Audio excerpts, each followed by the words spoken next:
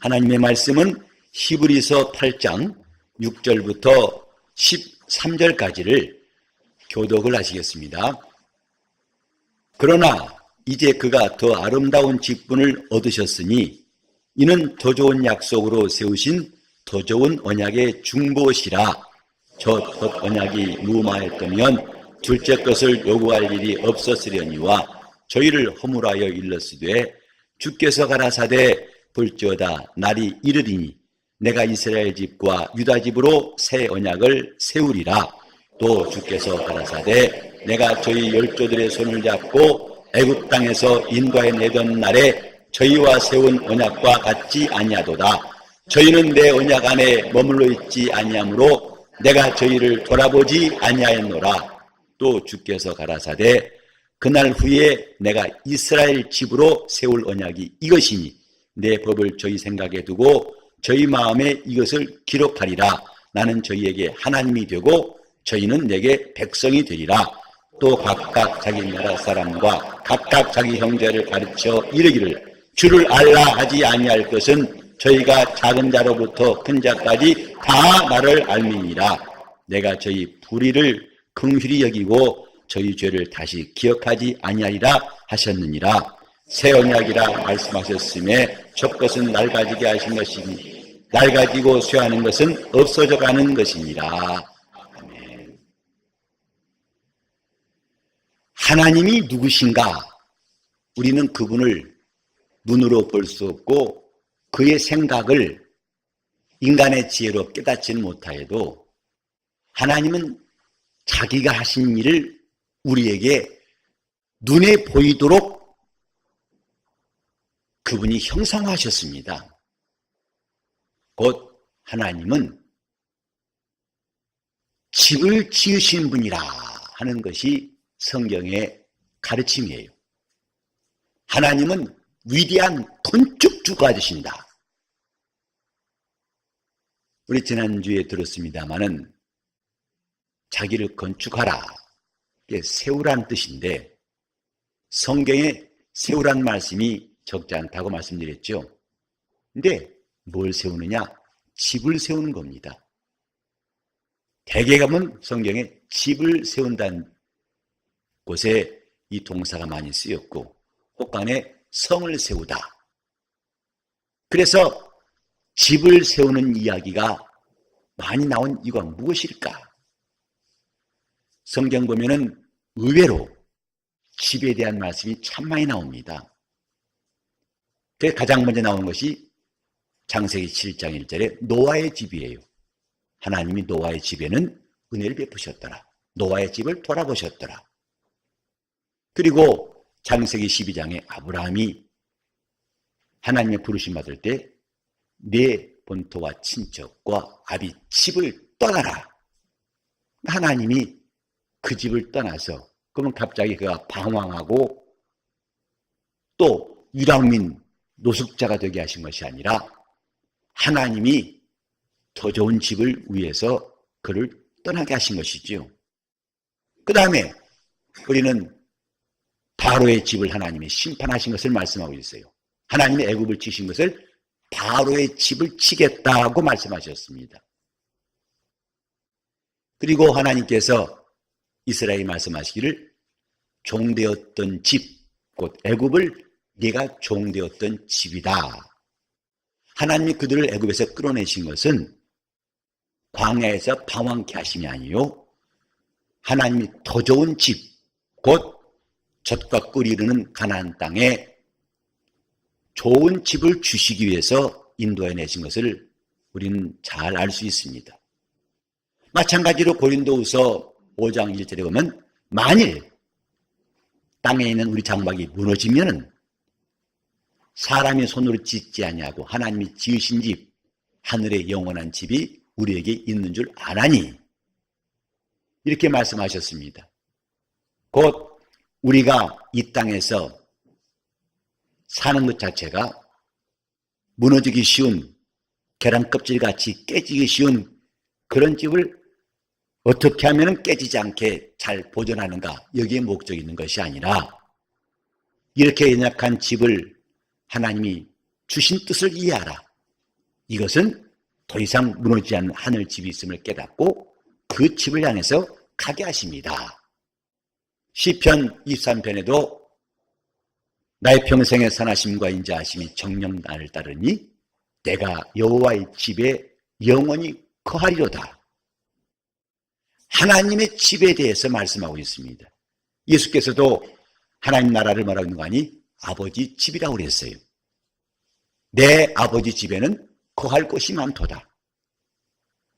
성경 온통 다 집 이야기입니다. 그리고 하나님 누구시냐? 위대한 건축자이시다. 집을 짓는 분이시다. 우리는 이 몇 주간 동안에 올해 신앙생활의 방향을 잡고 또 우리 신앙생활의 모양을 준비하기 위해서 말씀을 상고하고 있는데, 하나님이 집을 세우는 분이라는 것을 오늘 이 본문을 통해서 조금 더 깊이 배웠으면 합니다. 이스라엘 집이라 나와 있지요. 하나님께서 왜 이스라엘 집으로 날이 이르면 새 언약을 세우시겠다 했을까? 여기서 우리의 관심이 시작됩니다. 왜 이스라엘 집일까? 하고 봤더니 구약성경 자체가 하나님이 이스라엘 집을 세우시는 과정이었어요. 창세기부터 말라기까지 하나님이 이스라엘 집을 세워가시는 과정. 그래서 그 집이 무너지면 다시 그 집을 짓게 하셨고, 예컨대 저 북쪽의 이스라엘과 남쪽의 유다가 다 아수르와 바벨론에 각각 멸망했을지라도 하나님은 70년 후에 포로에 돌아온 사람들에게 또 집을 지으라 하셨어요. 이렇게 집을 지으라고 하신 그 시작이 뭘까? 우리는 다윗에게 하신 말씀에서부터 그 근거를 찾을 수가 있습니다. 그 어디에도 하나님이 집을 세우겠다 하신 말씀이 없었어요. 아브라함에게 내 집에서 나오라 하셨을 때에도, 애굽에서 모세를 시켜서 나오라 하실 때에도 이런 구체적인 계획을 말씀하신 적이 없는데, 하나님이 마침내 집에 대해서 약속하신 것이 다윗입니다. 이는 먼저 다윗이 소원이 있었어요. 이제 하나님께서 가나안 땅에 정착해 하실 때에, 예루살렘을 도읍으로 정하고 정착해 하실 때에 다윗에게는 소원이 생겼습니다. 내가 하나님을 위해 집을 짓겠습니다. 성전을 짓겠다고 한 거죠. 그때에 하나님께서 아니다 하셨어요. 그리고 하신 약속은 내가 내 집을 세우리라 하셨어요.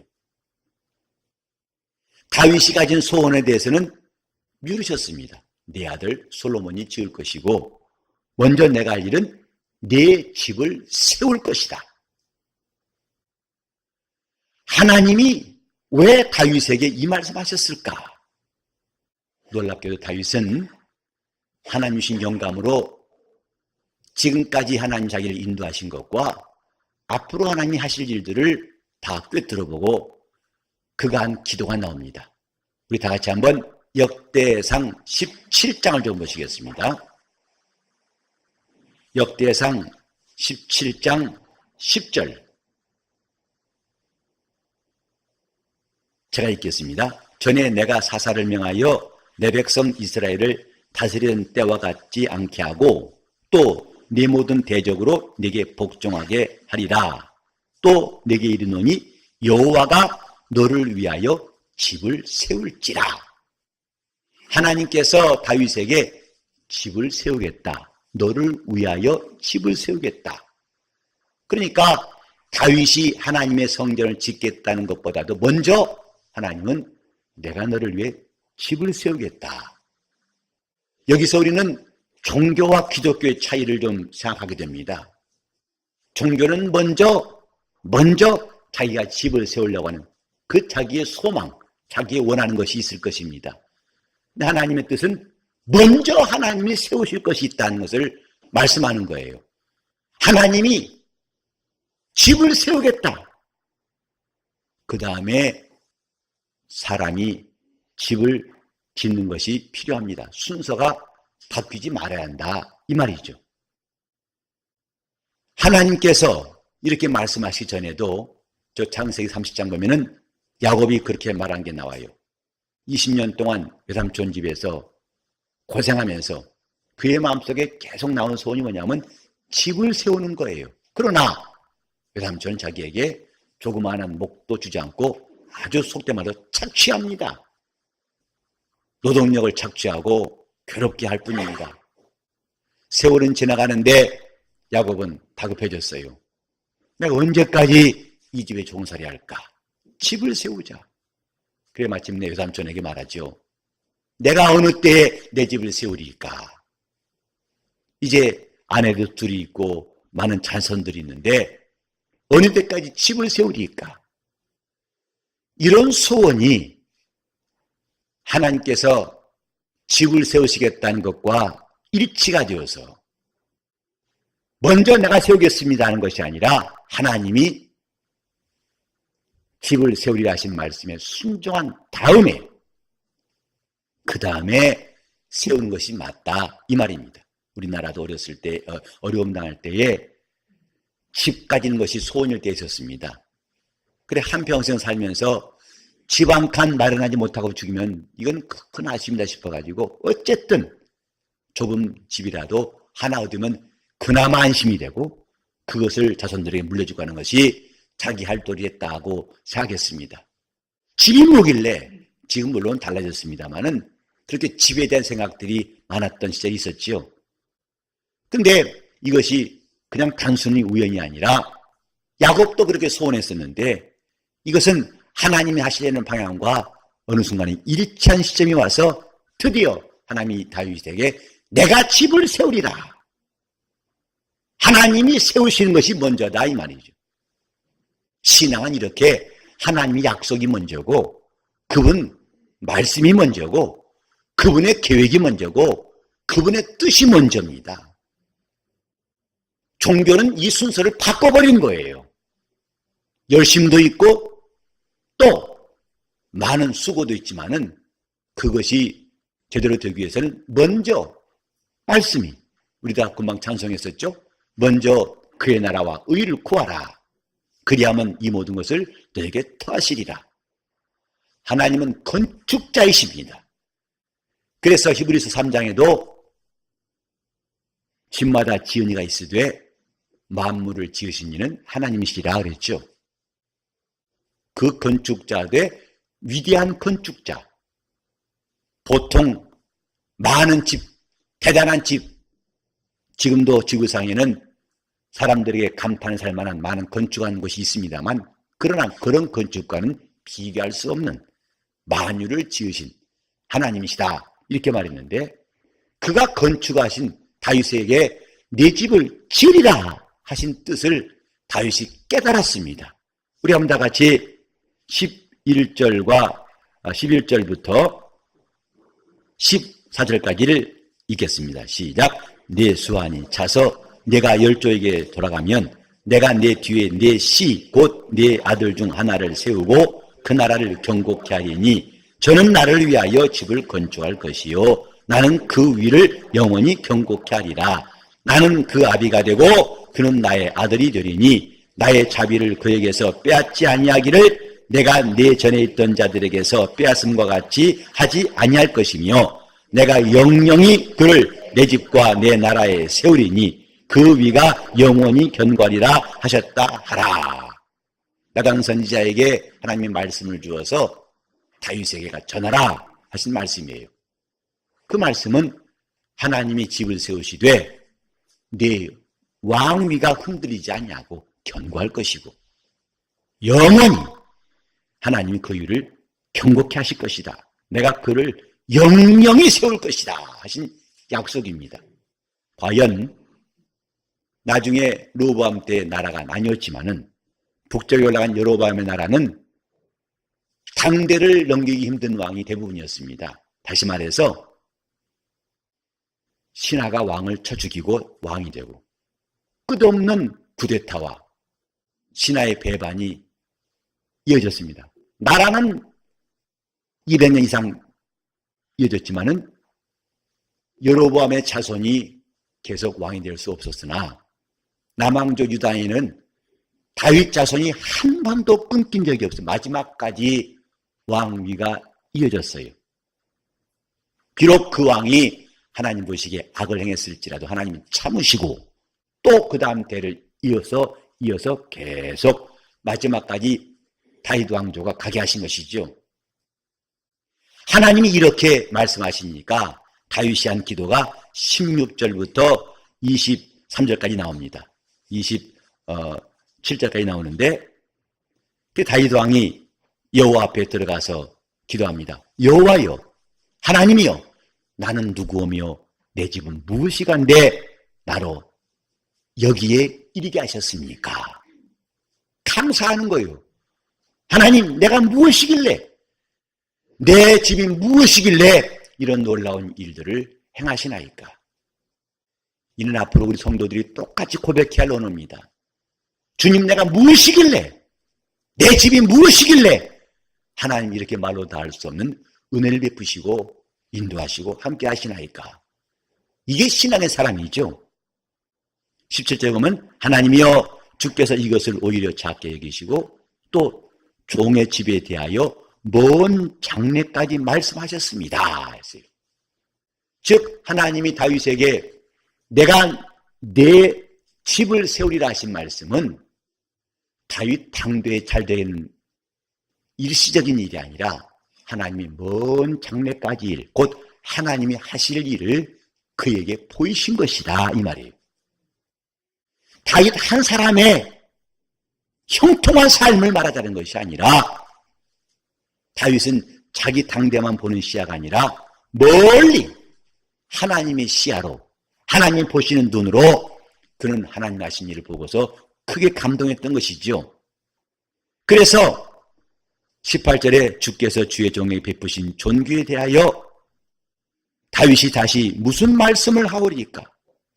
하나님이 자기에게 지금까지 대우하신 것이 얼마나 감사하고 베푸신 존귀함이 얼마나 큰지 그는 한 말이 없다고 그랬어요. 다시 무슨 말씀하오리까? 자, 다음 절 시작. 여호와여, 주께서 주의 종을 위하여 주의 뜻대로 이 모든 큰 일을 알게 하셨나이다. 그러니까 장래까지 하신 말씀이 뭐냐면 이 모든 큰 일을 두 번 거듭해 말했습니다. 그게 뭘까요? 하나님이 다윗 하나 잘되게 하시려는 것이 뜻이 아니었다 이 말이죠. 이 모든 큰 일을 행하시고 또 이 모든 큰 일을 내게 알게 하셨습니다. 우리는 다윗을 부러워할 게 아닙니다. 우리는 다윗이 부러워할 만한 놀라운 일들을 하나님 우리에게 행하시고 우리에게 알게 하신 것을 깨달아야 됩니다. 이것이 예수의 복음이에요. 우리가 무엇이길래 이 큰 모든 일을 행하셨고 또 그것을 알게 하십니까? 여호와여, 우리 귀로 들은 대로는 주와 같은 일 같고 주 외에는 참심이 없나이다 해놓고 그 다음부터는 이제 하나님이 과거부터 자기까지 하신 일을 말하는데, 자 21절과 22절 시작. 땅에 어느 한 나라가 주의 백성 이스라엘과 같으리까? 하나님이 가서 구속하사 자기 백성을 삼으시고 크고 두려운 일로 인하여 이름을 얻으시고 애굽에서 구속하신 자기 백성 앞에서 열국을 쫓아내셨사오며 주께서 주의 백성 이스라엘로 영원히 주의 백성을 삼으셨사오니 여호와여, 주께서 저희 하나님이 되셨나이다. 하나님이 기왕에 하신 일이 뭐냐? 하나님은 애굽에 가셔서 그들을 건져내시고 자기 백성을 삼으셨다. 그러니까 하나님이 자기 집을 세우셨다는 것과 이 일이 결코 무관하지 않고 연결되었다는 것을 말하는 것입니다.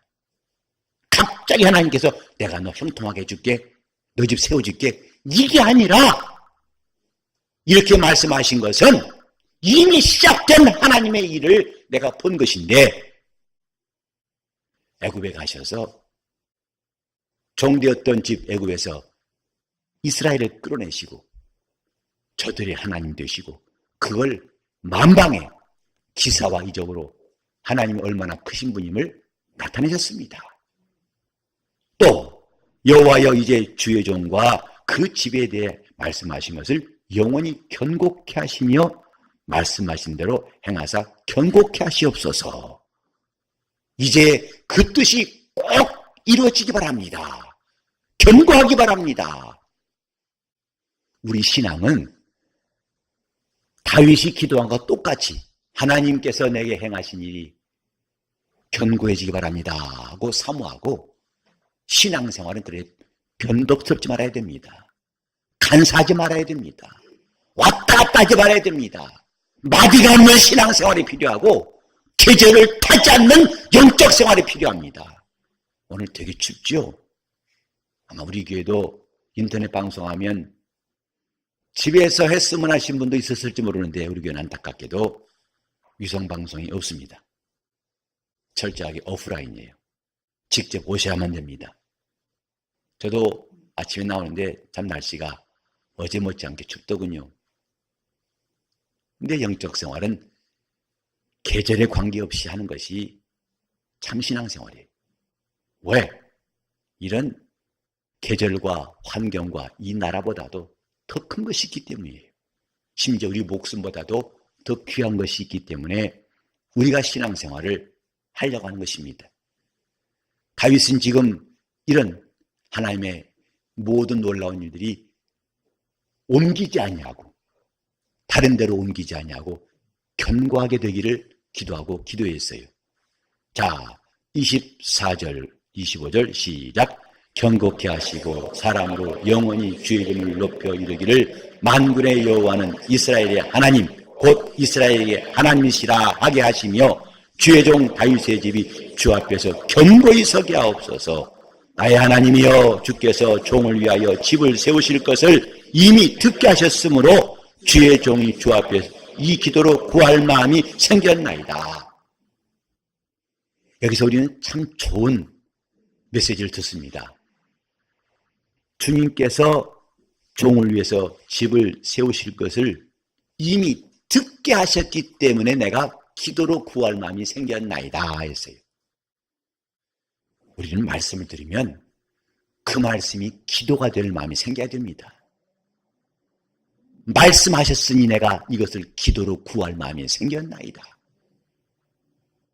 자기의 생각을 기도하는 것이 아니고 자기의 원하는 것을 기도하는 것이 아니고 우리 기도의 시작은 말씀이에요.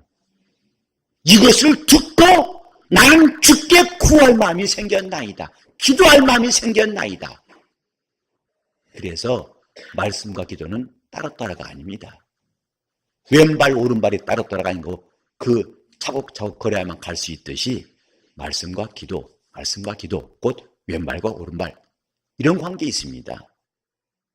그래서 다윗은 하나님이 자기에게 말씀하셨기 때문에 이제 기도로 구합니다. 어떤 기도였습니까? 이 약속이 견고케 하옵소서. 오늘 우리는 하나님 앞에서 이 본문 말씀 이스라엘 집에 대해서 잘 듣고 있는데 이걸 들었다면 우리도 똑같이 기도가 나와야 됩니다. 주여 내 집을 세우시옵소서. 구원이 뭐죠? 주 예수를 믿으라. 너와 내 집이 구원을 얻을 것이다 했어요. 우리는 각각 개개인의 구원도 중요하지만은 하나님이 집을 세우신다는 것을 또한 기억해야 됩니다. 주여 내 집을 세워주시옵소서. 여기 세우면 이쪽 무너지고 여기 세우면 또 저쪽 무너지고 그렇게 부실공사 그런 집이 아니라 하나님이 세우신 집이 오늘 저와 여러분 모두에게 있기를 바랍니다. 주님이 내 집을 세우시는 것이 신앙생활의 그림이 되어야 한다 이 말이에요. 이런 신앙생활 하지 않은 것을 우리는 새해 첫 주부터 잘 듣고 시작합시다. 주님 내 집을 세워주시옵소서. 그 집이 견고케 하여 주시옵소서. 영적 생활은 그렇게 하는 겁니다. 다시 합시다. 주여 내 집을 세우시옵소서. 내 집을 세우시옵소서. 저 시편 127편 보면은 1절에 이런 말씀이 있어요. 여호와께서 집을 세우지 아니하시면 세우는 자의 수고가 헛되도다. 참 많이 인용할 말씀이에요. 특히 개업 예배 때나 건축 시작하는 곳에 가면 거의 이 말씀을 택해요. 그때 마치 하나님이 그 집에 오셔가지고 그 가정에 집 세워주는 분으로 그분을 억지로 끌어다가 그 일 맡기는 것처럼 생각해서는 안 됩니다. 우리 먼저 하나님이 위대한 건축자이심을 기억하고 그분의 힘을 의지하자는 것이 메시지지, 내 집 좀 도와주세요, 좀 도와주세요, 하나님도 함께 도와주세요, 이런 것이 아니다 이 말이죠. 하나님이 참 건축자이시고 그분은 집을 세우신 분이에요. 그것을 하나님은 다윗의 집을 통해서 보이셨는데, 오늘 이렇게 하나님이 다윗의 집을 세우신 목적은 다윗 한 사람의 개인 영달을 위한 것이 아니고 하나님이 이 모든 큰 일을 행하심이었는데, 그게 뭐냐면 메시아가 오는 길을 준비한 거예요. 하나님의 아들이 이 땅에 구주로 오시는 일을 준비하기 위하여 하나님은 다윗의 집을 세우신 겁니다. 그래서 마태복음 1장 1절에도 아브라함과 다윗의 자손 예수 그리스도의 세계라. 하나님이 다윗의 집, 다윗이란 집뿐만 아니라 조금 더 넓혀본다면 이미 하나님이 시작하신 모든 일을 본다면 그의 이스라엘 집이에요. 이스라엘 집을 하나님이 세우시고 거기에 첫 번째 언약을 주시고 그 언약을 따라서 마침내 구주가 오셨다는 것이 성경의 내용입니다. 하나님이 왜 다윗의 집을 세우셨을까? 그분 하시는 큰 일을 이루시기 위함이에요. 그리고 성경은 그 이스라엘 집을 세우기 위해서 각각 수고한 사람들의 이야기, 이게 구약 성경입니다. 이스라엘 사람들이 바벨론에서 포로 생활하다 돌아와 가지고 집 지은 이야기가 저 에스라 느헤미야에 나옵니다. 거기 보면은 각각 자기 집 앞에서 자기 몫을 감당해서 성을 쌓고 집 지는 게 나와요. 그래서 마침내 온 성이 다 온전히 지어졌더라. 그것은 하나님께서 하신 일들을 하나의 그림처럼 보는 이야기예요. 이스라엘 집은 한 사람이 세운 게 아닙니다. 그러니까 하나님이 그 집을 세우실 때에 한 사람이 감당한 게 아니고 각각 사실은 저 노아 때부터 시작된 것이고 아브라함이 드디어 수면에 떠오른 것이고 그 다음에 자손들이 하나하나가 다 마치 자기 집 앞에 성벽은 각각 쌓듯이 이렇게 지음으로 마침내 그리스도께서 오시게 된 것.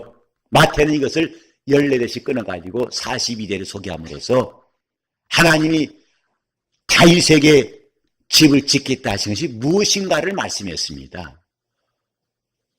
하나님이 우리에게 하실 일이 이와 같은 거예요.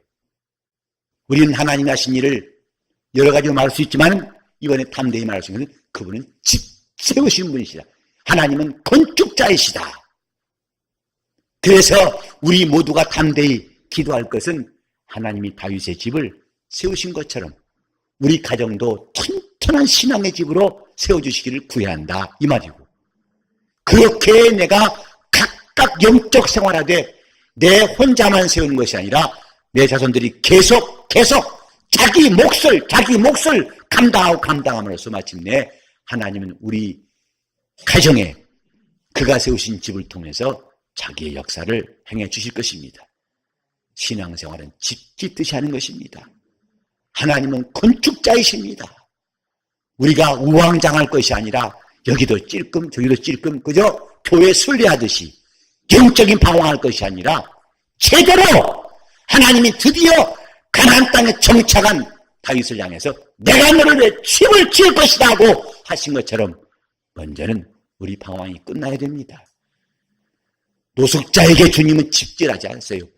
가나안 땅에 머문 예루살렘에 정착한 다윗에게 내가 너를 위해 집질이 하셨으니 우리 영적 생활이 하나님 앞에서 그분이 정말 내 집을 세우시는 역사가 시작되기를 예수 이름으로 축원합니다. 다시 한번 따라서 주여 내 집을 세워주시옵소서. 주여 내 집을 세워주시옵소서. 그래야 우리는 하나님을 위해서 그분 뜻대로 순종하고 그분을 위해 자기를 건축할 수가 있는 겁니다. 하나님의 건축이 먼저 이루어지도록 주여 내 집을 세워주시옵소서. 예수 말씀하시기를 너희가 내 안에 또 내가 너희 안에 하셨어요. 먼저는 우리가 그분 안에 들어가야 한다 이 말. 그분이 세우신 집에 들어가는 것이 첫 번째입니다. 그 다음에 우리가 순종하여 주를 위해 집 짓듯이 신앙생활할 수가 있는 거예요. 다시 한번 주여 내 집을 세워주시옵소서. 여러분 신앙이 흔들리지 않도록, 여러분 자손들이 흔들리지 않도록 우리가 하나님 말씀에 창념하고 그 말씀을 똑똑히 보고 그 말씀을 향해 눈을 뜨고, 그러니까 신앙 자체가 그분을 바라보는 것이고 바라보니까 그분에 대한 헤아림이 생기는 거예요.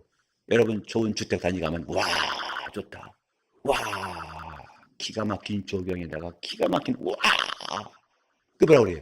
보니까 마음에 헤아림이 생겨요.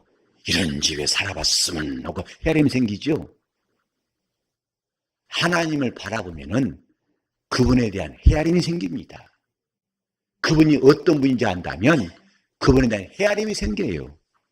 그래서 아브라함은 하나님 말씀을 듣고 본토를 떠난 것, 친척과 아비집을 떠난 것이 시작이었고 마침내 그가 하나님께 가진 헤아림이 무엇이었습니까? 하나님은 죽은 자를 살리시고 없는 것을 있는 것처럼 부르시는 분이라고 헤아렸기 때문에 그 믿음은 100세의 이삭을 얻게 되었습니다. 모세는 바로 공주의 아들이라는 신분이 만족했다면 그는 이스라엘과 함께 광야에 안 나왔을 거예요. 그러나 모세는 바로 공주의 아들이라 칭함받는 것보다도 하나님 백성과 함께 고난받는 것을 애굽의 보화보다 더 크게 여겼으며 라고 했습니다. 그게 모세의 헤아림이에요. 그래 그는 고난을 사양치 않고 주의 명령을 따른 것이라고 성경은 기록하고 있습니다. 신앙은 그분께 대한 헤아림이에요. 그거 없이 신앙생활하는 사람들은 끝없이 방황할 수밖에 없어요. 이랬다가 저랬다가 했다 말았다가. 그러나 그분께 대한 헤아림, 주님 말씀하셨죠? 주라 그리하면 내가 내게 줄 것이다. 곧 후이되어 누르고 흔들어 넘치도록 하여 너희에게 안겨주리라. 너희의 헤아리는 그 헤아림으로 너희가 헤아림을 도로 받을 것입니다. 신앙은 헤아림입니다. 단지 인간의 몇 마디 칭찬에 목말라가지고 그걸 헤아린다면 우리는 주님의 헤아림을 받을 수가 없어요. 잠깐 동안에 그 즐거움이 전부란다면 우리는 주님을 따르기는 어렵습니다. 신앙은 주님께 대한 헤아림입니다. 그분을 헤아린다면 주여 내 집을 세워달라고 그분의 약속이 임하고 그분 말씀대로 구할 수 있기를 예수 이름으로 축원합니다. 다 같이 함께 기도하실 때 주님을 향해서 눈을 뜨게 하시고 큰 헤아림 있게 하시고 내 집을 세워달라고 통성으로 기도하시겠습니다. 하나님 아버지, 우리가 영적 세계에 눈을 뜨게 하시고 성경에 눈을 뜨게 도와주셔서 신앙생활 이제는 모세가 헤아린 것처럼 또 아브라함이 헤아린 것처럼 우리 신앙에도 큰 헤아림이 생기게 도와주시옵소서. 다윗에게 말씀하심에 하나님이 그 모든 큰일 행하실 것을 알고 감동되었던 것처럼 우리가 말씀을 들을 때 다윗같이 영감 있는 사람이 되게 도와주시옵시고 하나님이 기왕에 하신 일도 감사하고 할 말이 없이 기뻐한 것처럼 또 이후에 이루실 일을 위해서 그 말씀을 들은 즉시로 기도로 구할 마음이 생기게 도와주시옵시고 하나님께서 세우시는 가정들이 다 되게 하사 마침내 다윗의 집을 통해 예수께서 오신 것, 이스라엘 집을 통해 주님이 오신 것처럼 우리 주님이 세우신 집을 통해서 우리 가정가정이 다 주님이 원하신 일이 이루어지게 도와주시옵소서. 그리고 우리는 마침내 주님 나라의 영원한 집을 바라보는 신령한 눈이 떠지게 도와주시옵소서. 예수 이름 받들어 기도를 이옵나이다.